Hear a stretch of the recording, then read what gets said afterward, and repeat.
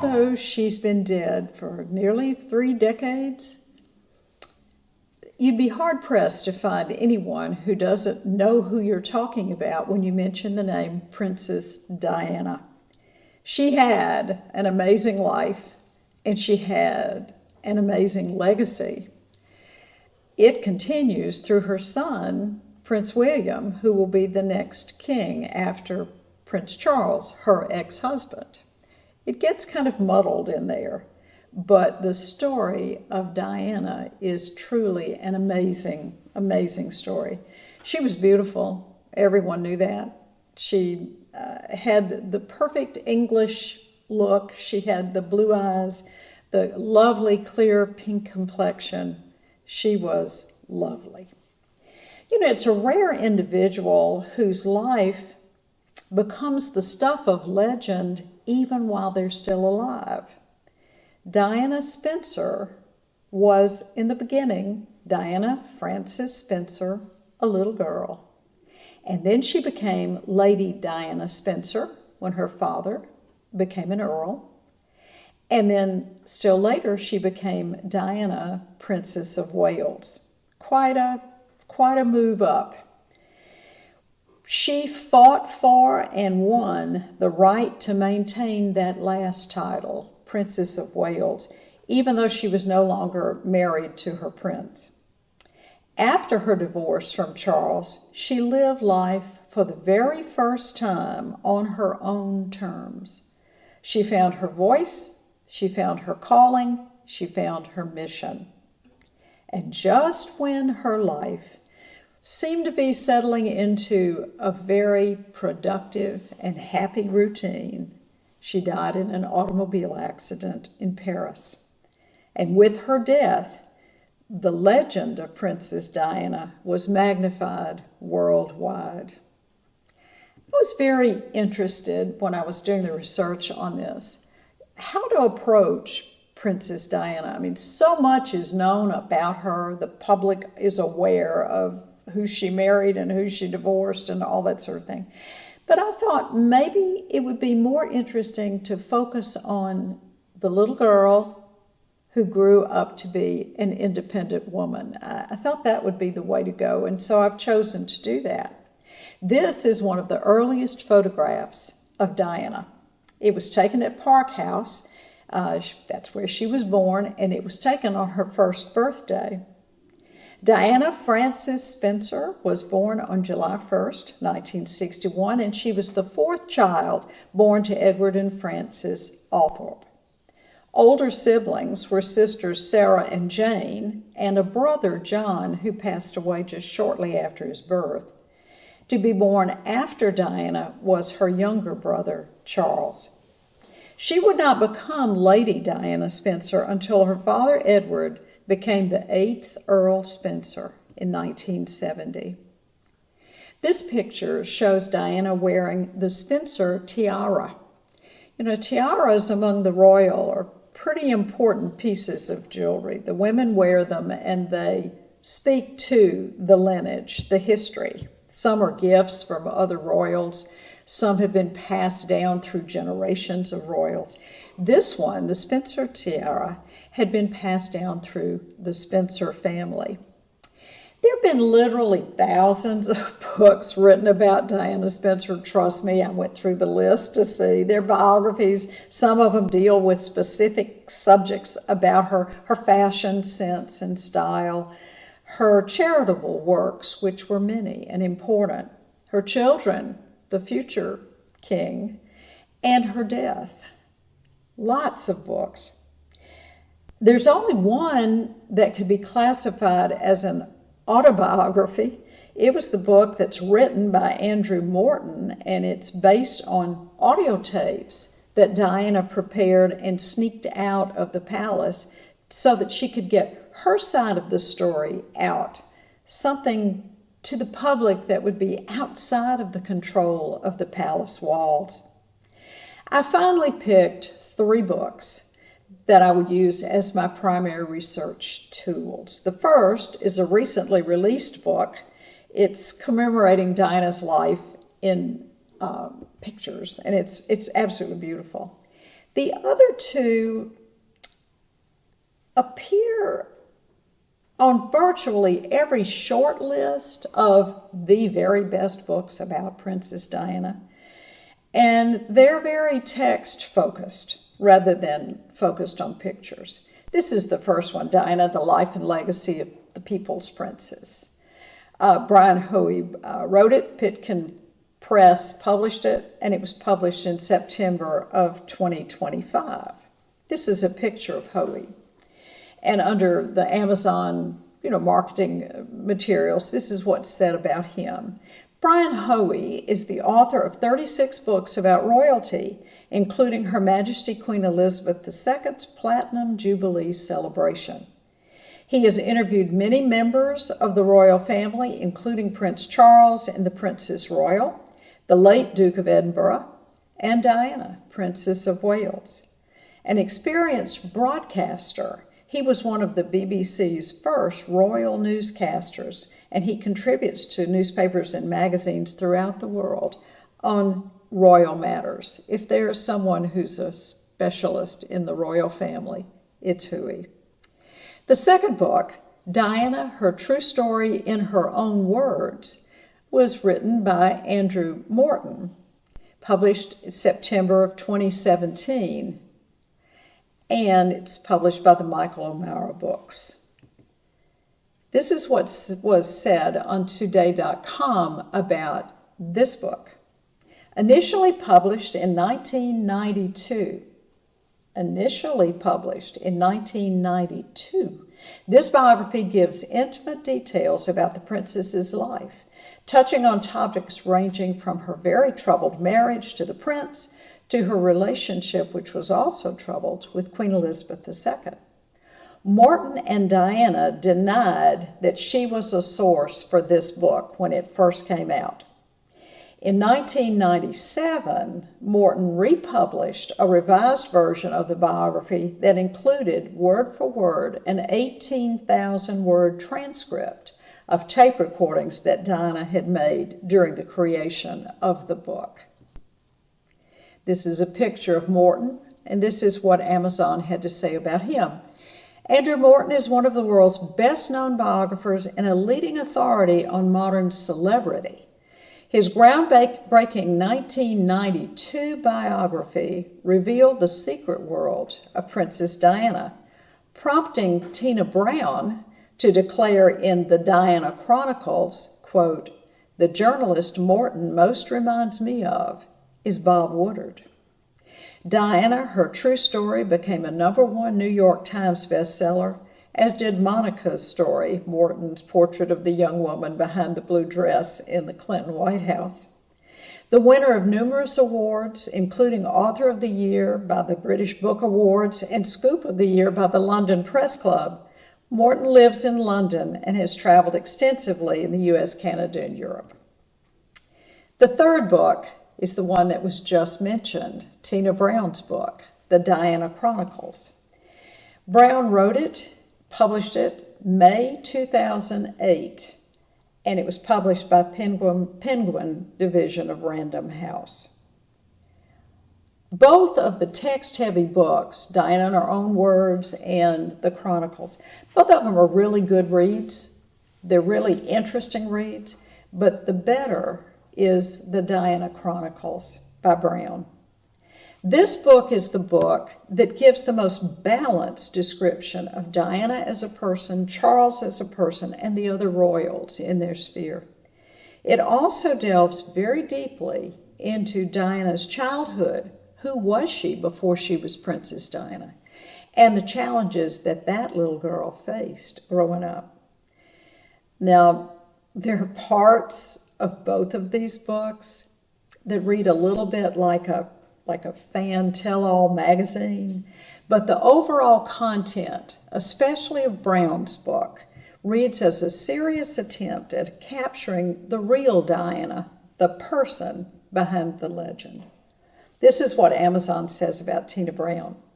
Tina Brown is an award-winning writer and editor and founder of the Women in the World Summit. Between 1979 and 2001, she was the editor of Tatler, Vanity Fair, and The New Yorker. Her 2008 biography of the Princess of Wales, The Diana Chronicles, topped the New York Times bestseller list. In 2008, she founded the Daily Beast. The Vanity Fair Diaries, her memoir covering the years she edited that magazine, was published in 2017, and she lives in New York City. In other words, Morton and Brown and Huey all have credentials. They have chops. But of them all, the one who did the most with a vast amount of material to put it into context of real human beings was Tina Brown with the Chronicles. New York Times and Today.com says this about the Chronicles. It says, the New York Times bestseller is the brainchild of Tina Brown, the former editor-in-chief of the British gossip magazine Tatler, Vanity Fair, and the New Yorker and Talk. Written with effervescent and witty language and informed by close access to the people who knew Diana best, this biography chronicles the relationships that played a major role in Diana's life, including her interactions with her mother, her grandmother, her stepmother, the Queen, Camilla Parker Bowles, and Sarah, Duchess of York. Virtually every move that Lady Diana Spencer made after the press realized that she was seeing Prince Charles and something must be getting serious, every move was photographed, written about, and a lot of it was just plain made up. The journalists just made up things, what ifs, and it was terrible for her. After the fairy tale wedding, and it was that, the scrutiny became even more fierce. When she bore two princes to secure the continuity of the crown, there was even less privacy for the woman. When she became a global superstar, far outshining her prince, the future king, and the queen, current queen, the marriage just crumbled. As a divorcee, Diana became an entity separate from the royals, and she kept outshining them all. Her photo was worth a small fortune to the photographer who could get that one perfect shot. What intrigued me about Diana's life was what it was like when she was just Diana Frances Spencer, a little girl managing her young life as the child of divorce. Much of Diana's childhood was spent at Sandringham, in a rented property there on the Queen's estate. Queen Elizabeth's youngest sons, Prince Andrew and Prince Edward, were her frequent playmates. I love this picture of her. She's in her stroller at Park House, and she's certainly looking like a very happy little girl. The Spencers were actually a long-term aristocratic family in England. In fact, Queen Elizabeth II, who would become Diana's mother-in-law, was present when Diana's parents got married.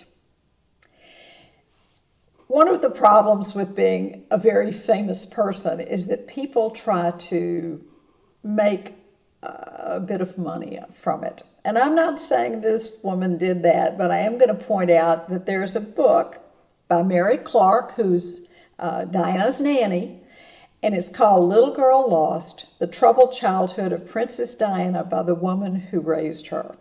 So it just kind of feels like maybe making a little bit out of her experiences. Anyway, it's apparently a pretty good book. I did not read it, but this is a quote from it that I thought was interesting.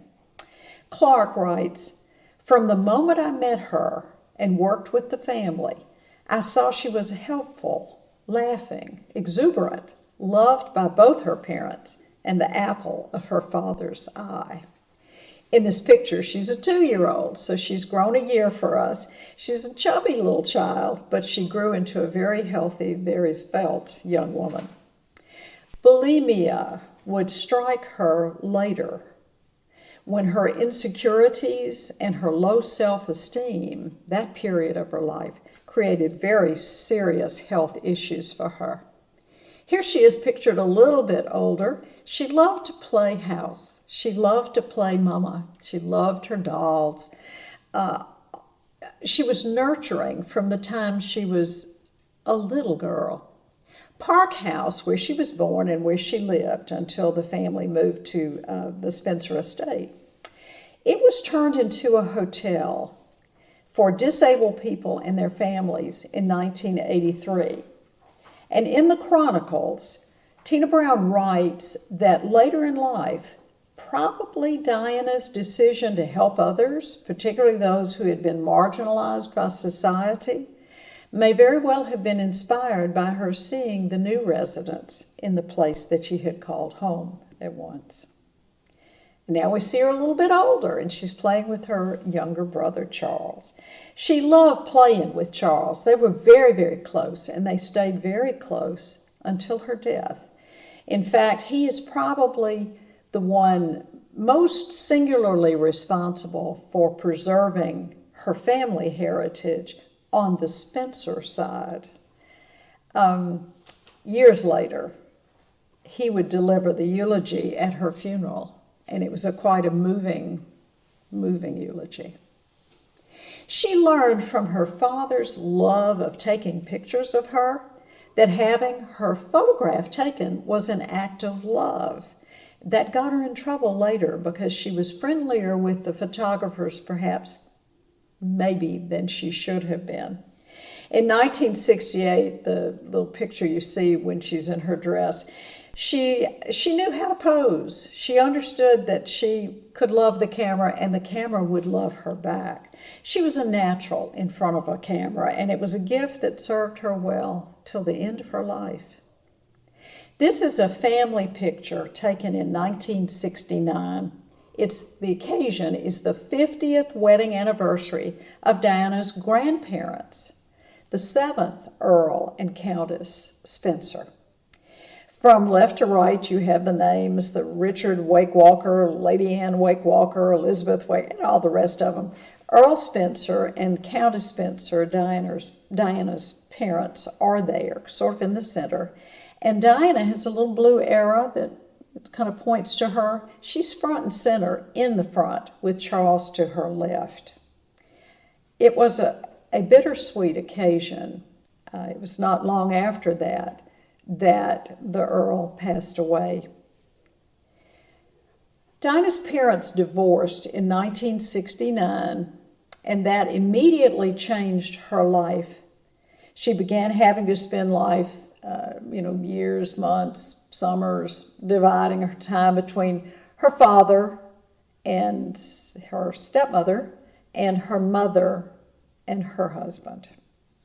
This is a picture in 1970. It's much more cheerful. This is after the 7th Earl has passed away and his son, Diana's father, has assumed the earldom. This photo shows Diana. She's on the far right, and she's with her dad, with her 2 sisters, and with brother Charles. In 1970, things changed. As I said, starting in 1969 with the divorce, she's sent to boarding school. She's sent to a school called Riddlesworth Hall, which is one of the finest. She did not want to leave her home. She was always a homebody as a child. She wanted to be at home. She told her father, quite frankly, that if he loved her, he wouldn't make her stay there. And he did. So she was not too happy. Diana's mother said a number of different times that Diana always loved animals, even when she was a very young child herself. She said that Diana loved any small creature that was furry or feathered. She's pictured here holding her pet guinea pig during a pet show at Sandringham. When she went away to boarding school, she took the guinea pig with her. At Riddlesworth Hall, she was head of what they called Pets Corner, which is where the student pets were allowed to be. So that was a little bit of home that went with her and made it a little bit better. She had grown up surrounded by animals, dogs, cats, hamsters, guinea pigs, rabbits, and horses. She was an accomplished horsewoman. She learned to ride before she was 4, but after she broke her arm in a riding accident, she sort of gave that up. Her empathy for all living creatures would be a hallmark of her life. This is a picture of her as a 14-year-old. She's with Souffle, her Shetland pony. He was quite a handsome little dude himself. She spent a lot of her summertime in Scotland at her mother's home, and she kept Souffle on the Isle of Seal at her mom and stepfather's home there. In 1974, Diana left Riddlesworth Hall and moved to West Heath, a boarding school in Kent. Again, a proper place for a young aristocratic girl to continue her education. In this preparatory school, Diana excelled as an accomplished pianist, and that's one of those facts about her that I think gets lost in the shuffle. She was really quite good at it, and she was known later on in her life to occasionally go to the piano and play an appropriate tune, sometimes an inappropriate tune. She also was excellent in dance. She was an accomplished dancer, and she loved dance her whole life. She did best in the area that we call, or they call, domestic sciences, which, as nearly as I can tell from looking at the chronicles, would be roughly the same thing as home economics, where you learn how to manage a home. She won an award while she was at West Heath, and it was an award for helping both the school and other students beyond the ordinary. You know, early on, she was described as a very helpful child, and that was part of her personality. In 1980, she was an assistant teacher at a nursery school and a nanny for an American family living in London. She was 19 years old, and she was on her own. Once her formal education was completed, she was ready to step out into the world as an independent young woman, earning her own way mostly. Her career began as a nanny and a kindergarten teacher. She excelled at both. In fact, when she married, she invited that American family to come to her wedding. She became the first person to have a paying job before marrying an heir apparent. Lady Diana Spencer was a career girl, and this is so rare. You don't have people in that station of life having careers as such, but Diana did, and she had one in the way, in the area that she did things best. Diana was first introduced to Prince Charles when she was 16 years old, and that was at the time that her sister Sarah was dating Charles and had sort of set her cap for the prince. Charles met Diana when he visited Althorp, Diana's home, as a guest of Sarah. He was 12 years older than Diana. In 1981, he was to say this about that first meeting. He said, "I remember thinking what a very jolly and amusing and attractive 16-year-old she was. I mean, great fun and bouncy and full of life and everything." 2 years later, when Diana was 18, their friendship was renewed. They became reacquainted during a weekend stay at a mutual friend's home. Later, Charles invited Diana to Balmoral, where he taught her how to fish. Prince Charles was feeling intense pressure to find a young lady suitable for marriage to a future king. Lady Diana was a true romantic who absorbed her time with romance novels, and she was enamored of the idea of marrying a prince. As Diana's relationship with Charles became more serious, the public began to speculate that the two of them might be an item, and the press started camping outside of her London apartment. They made her life miserable because she could hardly move without hordes of press being around there, and she was just seeing him. It wasn't an engagement yet or anything. I love this picture of her. She's wearing her black sheep sweater. Even while she was dating the prince, her sense of style was evolving, and it was very much her own. She didn't follow any of the normal protocols for that sort of thing. She was wearing what she loved, and she thought of herself sometimes as a black sheep, so she wore one.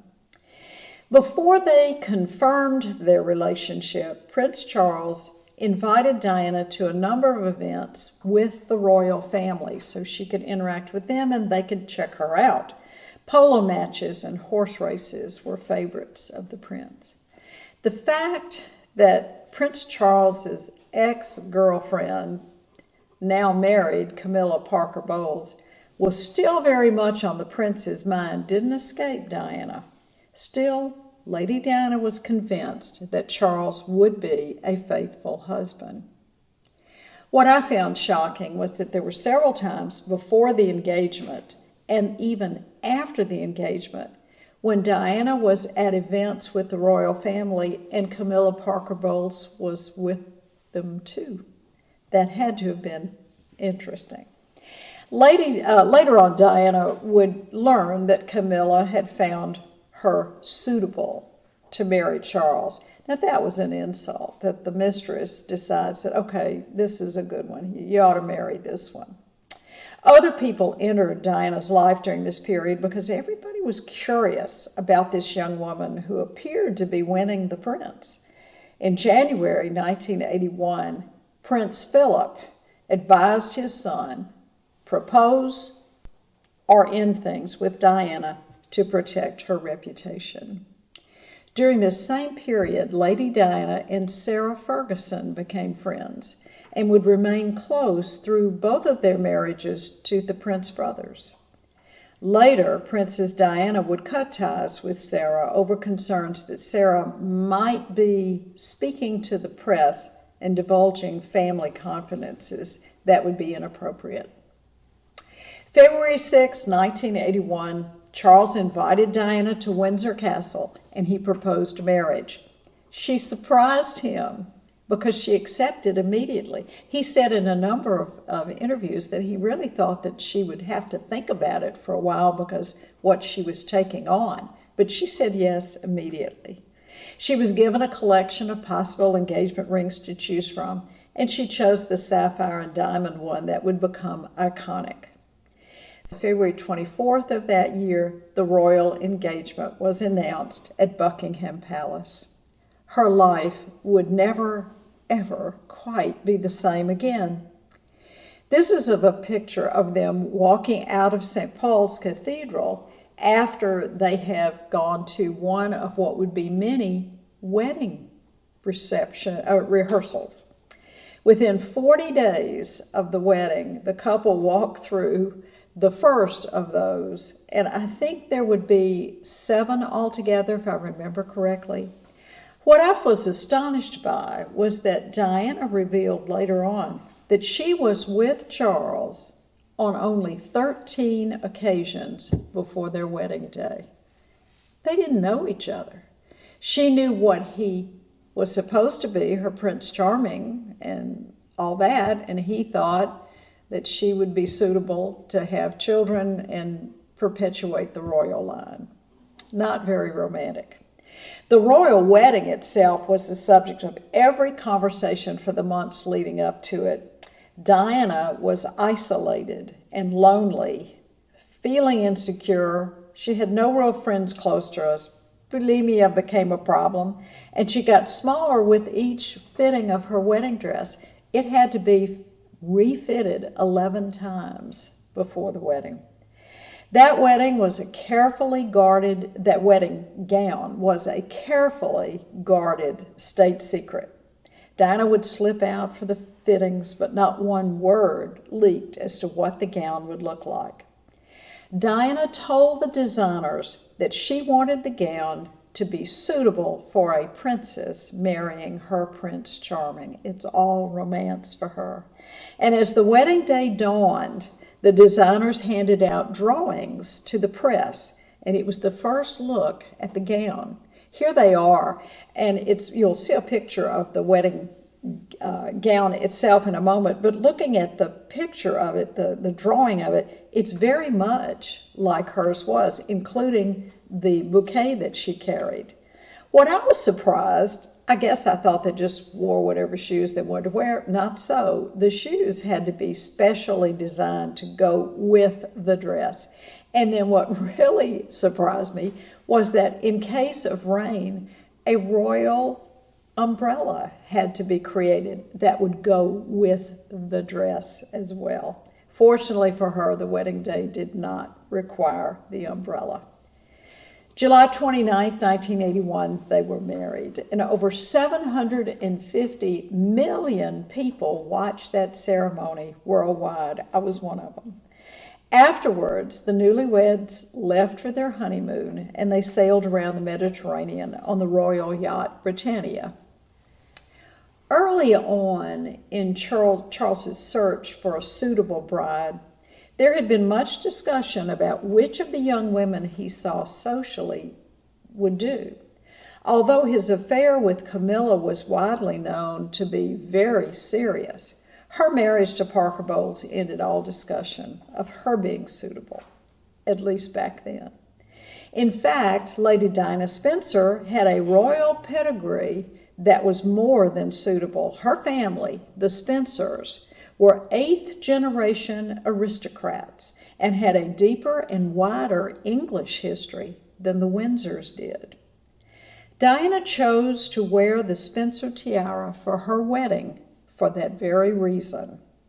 Her coat of arms was critical for her story too. This is a picture of it. This is the one that was the image for her that was imprinted on the order of her service for her funeral. So this is the final coat of arms of Princess Diana. The writing on it reads, "God defends the right." And the Spencers, the family, the aristocrats, were originally granted a coat of arms in 1504. This is a little bit different view of the coat of arms, but I wanted to point out in particular that what she did when she became the Princess of Wales, she combined equally her family coat of arms and the Welsh coat of arms for the Prince and Princess of Wales. Hers is on the right-hand side, the right half of the shield, and you see the 3 scallops that come down the center. It's an amazing piece because it shows the importance of her aristocratic background with his. And it also shows she has coronets. Those are showing that she is in line for succession then to become the queen. Both Charles and Diana tried to find meaning in their marriage. The first step was to start a family together. And on June 21st, 1982, Prince William was born. When William was less than a year old, Charles and Diana went on a royal tour to Australia and New Zealand.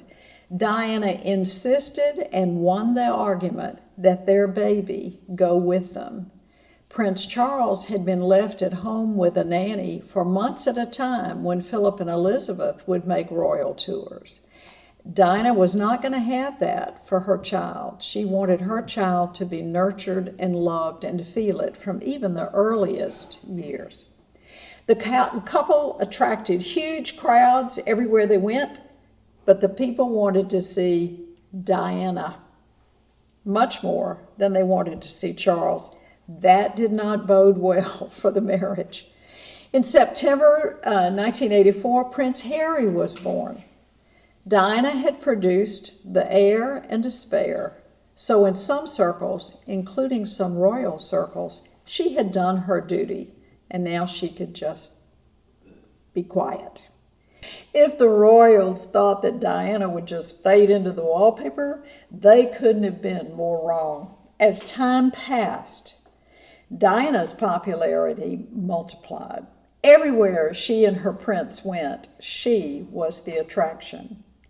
2 years after Harry's birth, Charles was done with it. He assumed his resumed his affair with Camilla Parker Bowles. And not too long after that, Diana began an affair with her riding instructor.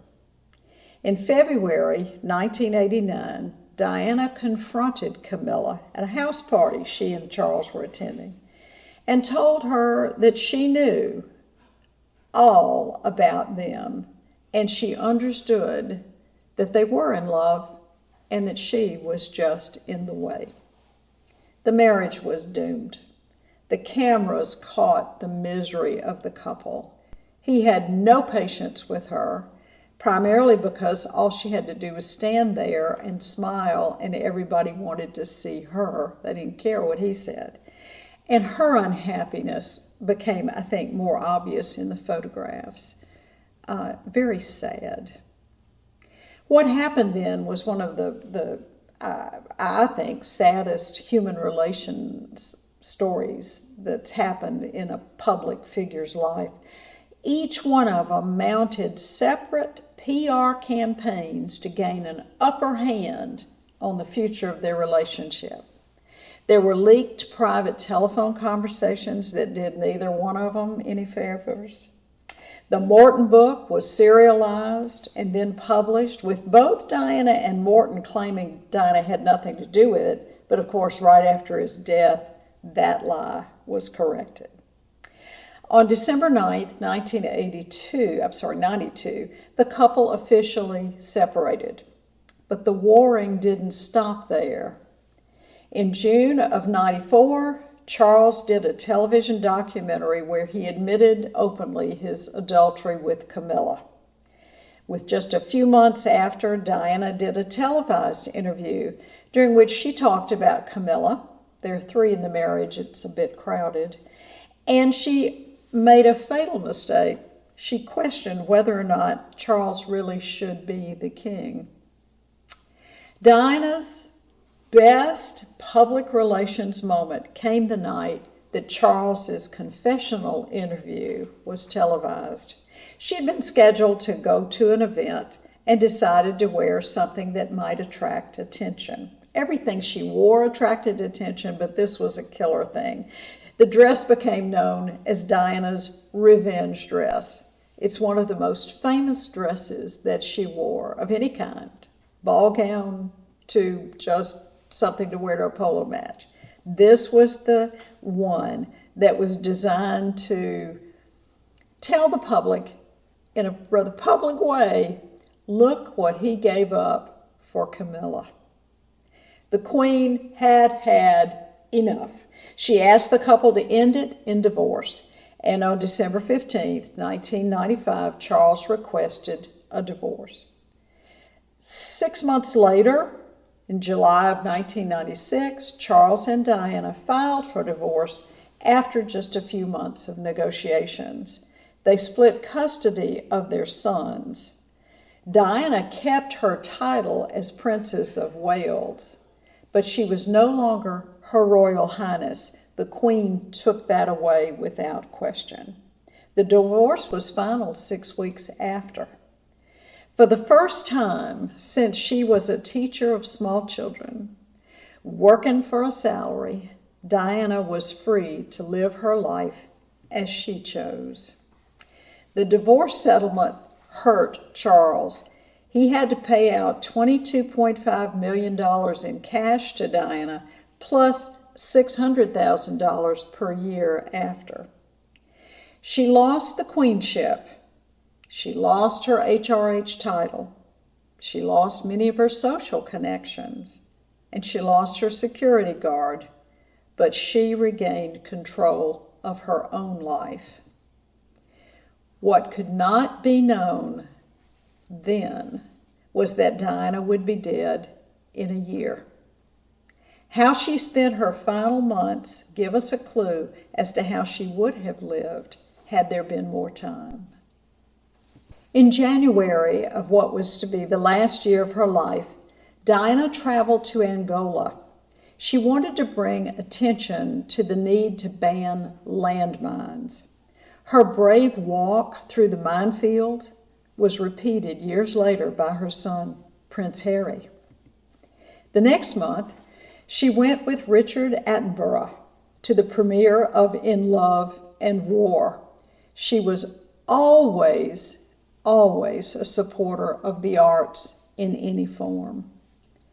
In March of that year, she attended her son, Prince William's confirmation in the Church of England, an important step for him because he will be the head of the Church of England when he assumes the crown.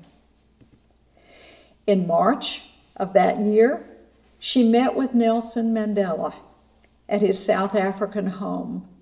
She had heard his work, read some of his work, and wanted very much to meet him in person.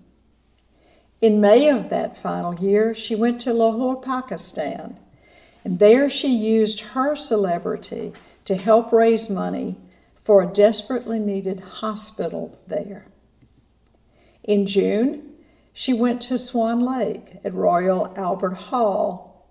She loved dance, she loved dancers, and she wanted, again, to support the arts. This would be one of her final public engagements. Later that same month, she went to the White House and she met First Lady Hillary Clinton. She was there as an emissary for the Red Cross. In June, her charity auction was held. Her children had come up, her boys had come up with the idea for this. She was no longer going to need ball gowns and all these other things. She was now a private citizen, more or less. And so the boys suggested that she sell the gowns in a charity auction that would raise money for whatever group she wanted. She decided to raise funds for AIDS and for cancer-related research. One dress sold for a record-breaking $222,500. It was the dress that she wore when she danced with John Travolta at the White House. One of the funniest sections in Tina Brown's Chronicles talks about an interview with Travolta about what he felt when he discovered he was going to be dancing with the princess. He said, and this is a paraphrase, but he said essentially that he thought he was going to throw up, but he also thought it had to be one of the most important moments in his life, and he must not do anything wrong. He didn't. Their dance together was spectacular, and this became another of those important dresses, $222,500 worth of importance for charity. End of June 1997, she was on the cover of Vanity Fair. She had a friend, Rosa Mockton, who told the magazine in an interview, "She's living her life as she wants to live it, and she's free of the restrictions that she had before. Certainly in the way she looks, you can see that. She's much happier with herself." Diana celebrated her 36th birthday at Tate's Gallery, the 1st of July of that year. Again, drawing attention to the arts. July of that year, she and her sons vacationed in Saint-Tropez in France. Diana stayed at Mohammed Al Fayed's home in the area with her sons, the princes, William and Harry, and spent some time with them on the billionaire's yacht. This trip would be the last time that her sons would see her alive. Later in August, when the boys were back now with Charles for their portion of the summer, she took a private trip to Sarajevo in Bosnia. She wanted to go with victims of the landmines, and it was her final official engagement. Just a few weeks later, she died in an automobile accident in Paris while on a private trip there. Her funeral was on September 6, 1997, and more people watched her funeral than watched her wedding. It was an amazing worldwide event. She was mourned all around the world, primarily because of the good works that she had done in spite of some of the restrictions that she'd had to live on. The royal family gathered at Westminster Abbey for her funeral. While thousands of mourners lined the streets, if you saw it, you may have noticed that they were bringing flowers, more flowers than anyone had ever seen for any funeral. And when she was carried later away from the church, people lined along the streets of England on her pathway, throwing flowers onto her vehicle, her hearse, as it passed. Walking behind her coffin for the funeral were Prince William, Prince Harry, Prince Charles, Prince Philip, and Diana's brother, Charles Spencer. William and Harry were 15 and 12, respectively. Later, they revealed that it was a collective family decision that they participate in that walk. William said in 2017 to the BBC, quote, "It was one of the hardest things I've ever done, but we were overwhelmed by how many people turned out. It was just incredible." That was that balance between duty and family, and so that's what we had to do. Following the funeral, she was buried at her family home in Althorp. Diana, fascinating woman. A woman who wanted, more than anything else, a faithful husband who loved her deeply and children. A woman who fought the royal family to reclaim control of her life. A woman who lived her best life in the final year of her life. And a woman who continues to intrigue us even 30 years after death.